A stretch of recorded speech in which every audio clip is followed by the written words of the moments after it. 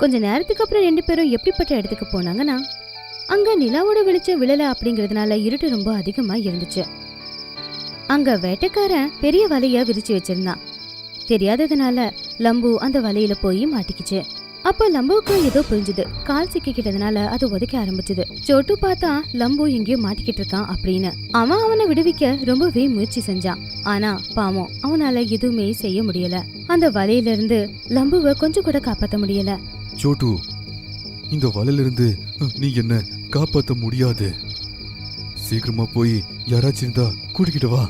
வேட்டைக்காரன் இங்க வந்தா அவன் என்ன தூக்கிட்டு போயிடுவான்.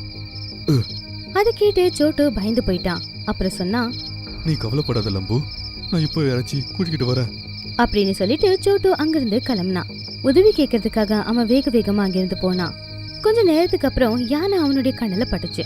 இங்க பாரு யானை, என்னோட நண்பன் வேட்டைக்காரனோட வலையில மாட்டிக்கிட்டான். தயவு செஞ்சு அவனை எப்படியாச்சும் நீ காப்பாத்து.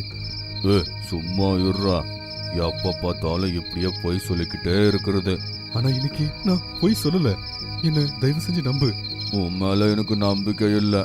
இந்த தடவை நான் முட்டாள் ஆக மாட்டேன் அப்படின்னு சொல்லி யானை அங்கிருந்து கிளம்பிடுச்சு.